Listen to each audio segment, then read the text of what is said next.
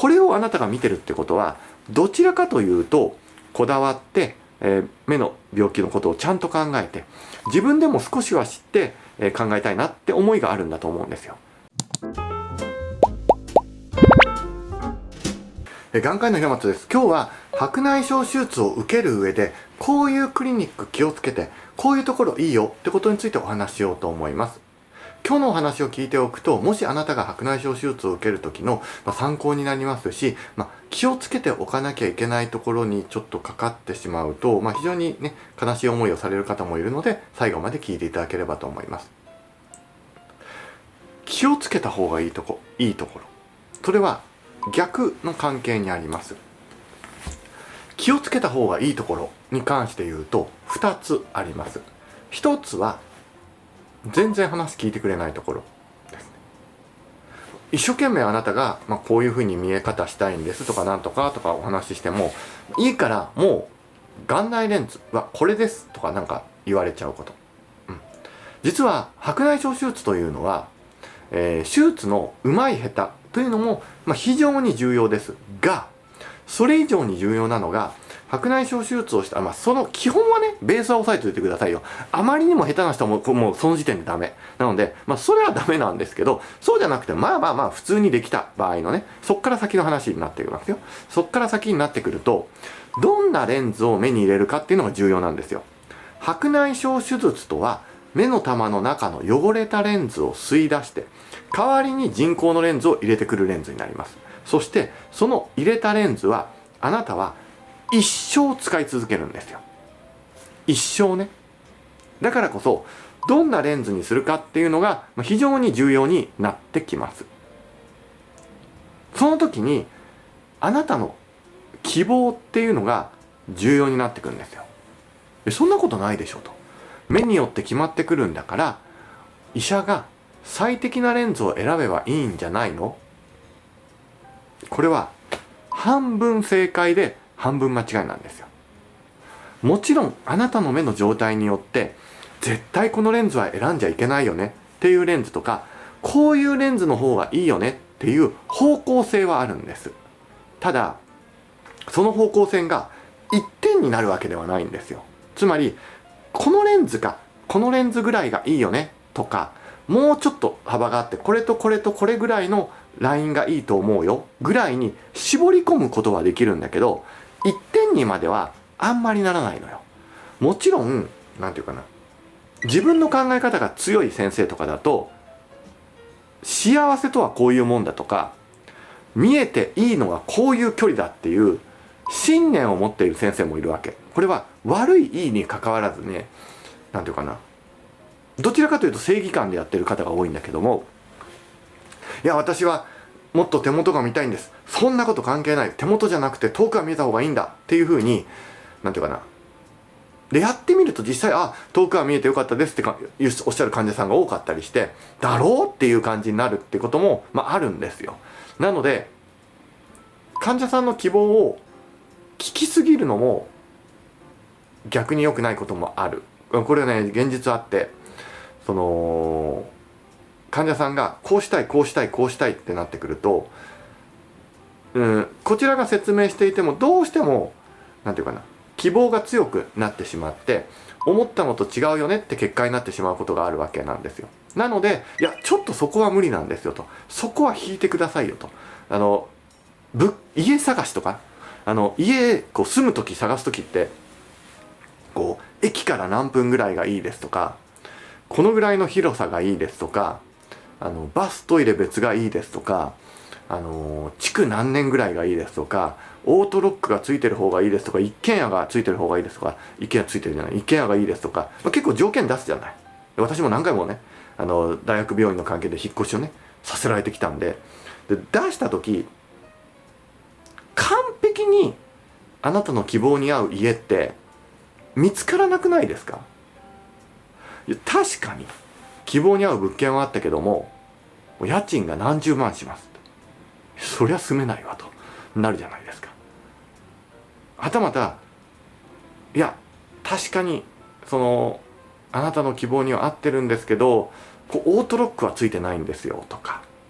いやあなたの希望には合ってるんですけどもちょっと部屋の狭さが狭くなっちゃうんですよとか、駅から10分以内って言ってたけどごめんなさい12分かかっちゃうんですよとか、まあ12分かどうかな、だったら広さを広い方にして12分の方がいいか、いやそこは10分以内にして家賃を抑えてちょっと狭い家に住もうかっていう感じでどっか妥協するじゃないですか。人工のレンズもそうでどっか妥協してほしいんですよ。全く妥協なしのレンズってないのね。そういうこと言うことあるんだけども全く完璧なレンズってないです。もう無理思ってくださいって思った方がいいですね。でだからこそもしあなたが医者に任せてその人の考え方でズバリ乗りますっていうんだったらもう丸投げでどこの眼科に行っても別にそこはいいと思います。信頼できそうな人だったら。一方でこれをあなたが見てるってことはどちらかというとこだわって、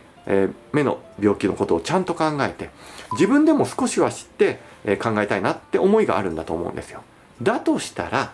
あなたの意見をちょっとは聞いてくれる、全部聞きすぎてはいけないんだけどね、ちょっとは聞いた上でちゃんとレンズを選ばなきゃいけないのにこれでいきましょうっていう人の方はちょっと気をつけた方がいい、ね、だからそれは医者として悪いっていうことではなくてこれを見ているあなたであればちょっとそこはね、どちらかというと聞いてくれる方がいいんじゃないのっていうこと。2つ目、これは近年ちょっと増えてきてるのが、昔はね実は眼科って白内障手術をするとすごい儲かるよって言われてたんですよ。そうね、僕のおじいさんぐらいの世代から僕の父親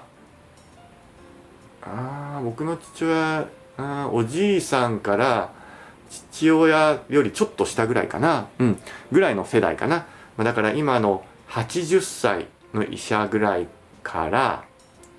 60代の医者ぐらいまでの20年間ぐらいかなで白内障の手術をするとすんごい儲かるっていう時期があったんですよ。なのでもう白内障の手術さえしていけばいいよっていう時期があり、でそれを見て、世の中が白内障手術の医者は儲かりすぎていると。なのでどんどん白内障の収入を減らそうっていうのが、国の方でもどんどん行われてきて今どんどんその収入が、削減されている方向にあります。だから大変だとかそういうことを言いたいわけじゃなくて、だとすると医者は考えるんですね。じゃあどうやれば収入が増えるんだろうと考える。すると国の制度上2つ大きくあります。1つは高額療養費って言ってちょっと高い人工のレンズを保険の範囲プラスアルファで入れるレンズです。これだと普通のレンズよりはちょっとプラスが出ます。ただちょっとなんです。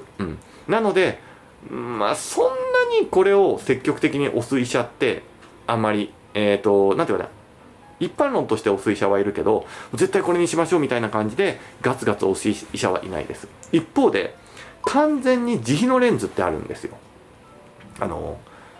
普通の白内障手術って汚れを取って代わりに人工のレンズを入れるレンズも全部保険の範囲に入ってて手術代に含まれてるんです。でもちょっといいというかな、多焦点レンズって言って遠くも近くも見えるようなレンズを入れる場合ってプラス何十万とかかかったりするんです。でもこの何十万ってほとんどがレンズ代なんですよ。でレンズ代からプラスちょっとだけ取っていいよっていう制度になってるのでプラスちょっとだけしか入ってこないようになってるの。そういうもうなんていうかな、納入価プラスいくらっていう設定なんですよ。だから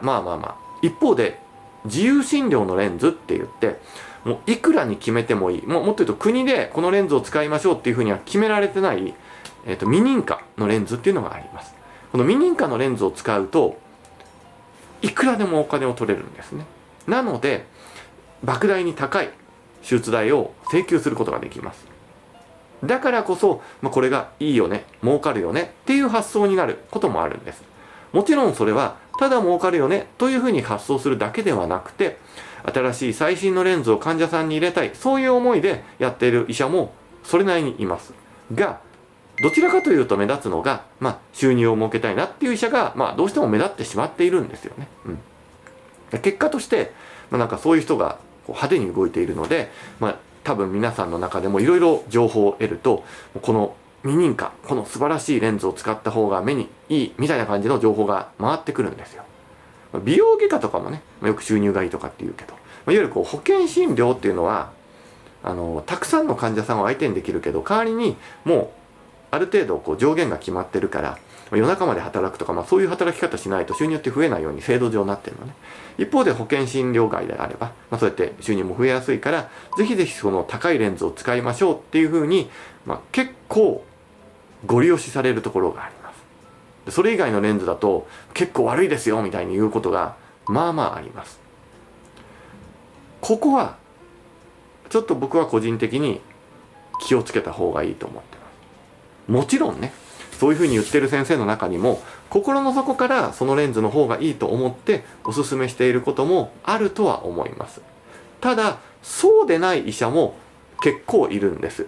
で、あなたが目の前に立っているその医者がどっちなのか私にはわからないんですよ。その人金儲けですよなのか、その人ちゃんとしてる人ですよなのかが難しい。保険診療であれば言うても無理やり手術するかしないかだけの違いであって、対してこのレンズを勧めたからすごく儲かるとか、こっちのレンズ勧めたから儲からないってあんまりないんですよ。だからこそ、そういうのはあんまり関係なく選択ができて、患者さんに合ったレンズでいいかとなるわけよ。っていうところがいいかなと思います。例えば、有名なところで言うと立川国立かな、西国立とかかなぐらいにある森山眼科クリニックさんって結構有名なところがあるんだけれども、ここだと立川市西国立駅とかの方にあるところだと非常に患者さんに寄り添って1対1で時間をとって患者さんの情報を聞いて結構レンズを選んでくれるよっていうところがあったりするんですよ。あんな感じでしっかりとニーズを読み取って、でそれでレンズを決めてやっていくっていうことが、非常にいい医者、これがいい方向かなって思いますね。で、あなたに合ったものをなるべく選ぶ。じゃああなたはどこまでできてんのって僕に言われると、もう僕もね、そういう素晴らしいところに比べると患者さんには一応話は聞いてるけど、完璧にできてるかって言われるとわからない、正直言って。それでも選んでくれている方は全力を持って対応はしようと思ってるけれども、そうやってきっちりと、時間をかけていろんな患者さんお話聞いたりだとか、それも大切。時間だけは大切じゃないのね。だらだらと余計なことを聞いてしまうよりは、大切なことをポイントをついて、で実際に選ぶ選択肢にちゃんと絞っていっていかないと、バラバラといろんな情報を得てしまうと迷っちゃうことがある。特にこうやってネットにね、いろんな情報があると、このレンズは最新で素晴らしいとか、そういうことを言うところがどうしても目立ってしまう。で、最新のレンズは大抵いつも素晴らしいと言われるんですよ。なんでかっていうと、まだ弱点が見つかってないから。